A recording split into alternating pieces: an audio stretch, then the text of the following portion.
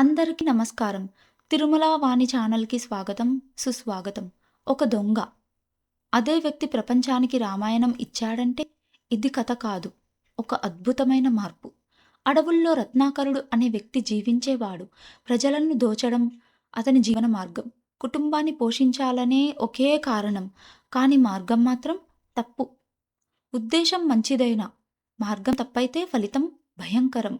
ఒకరోజు నారద మహర్షి అతనికి ఎదురయ్యారు. రత్నాకరుడు ఆయన్ని కూడా దోచాలని ప్రయత్నించాడు. అప్పుడు నారదుడు ప్రశ్నించాడు.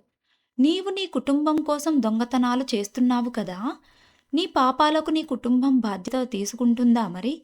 వెళ్ళి అడుగు. కత్తి ఆపలేని దాన్ని ఒక ప్రశ్న ఆపేసింది. రత్నాకరుడు కుటుంబాన్ని అడిగాడు. వాళ్ళ సమాధానం అతన్ని కుదిపేసింది. నీ పాపాలకు మేము బాధ్యత తీసుకోలేం అని సమాధానం చెప్పారు. అతని మనసు విరిగిపోయింది. పాపం ఒంటరిది, పరివర్తన కూడా ఒంటరిదే. నారదుడు అతనికి రామనామ జపం ఉపదేశించాడు. సంవత్సరాల పాటు కదలకుండా ధ్యానంలో కూర్చున్నాడు. మర అనే పురుగులు అతని శరీరాన్ని కప్పేశాయి. తపస్సును వదలక వాల్మీకం అంటే ఆ మరపెట్టిన పుట్టలో ఉన్నాడు. అప్పుడే వాల్మీకి అనే పేరు వచ్చింది.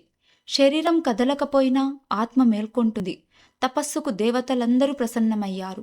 బ్రహ్మదేవుడు అతన్ని ఆశీర్వదించాడు. తపస్సు చేస్తే దేవుడే దారి చూపిస్తాడు. శ్రీరాముని జీవితాన్ని ప్రపంచానికి అందించినవాడు, రామాయణాన్ని రచించిన ఆదికవి అతడే వాల్మీకి మహర్షి. పాపంతో మొదలైన జీవితం పుణ్యంతో చరిత్ర అయ్యింది. దొంగగా మొదలైన జీవితం మహర్షిగా ముగిసింది.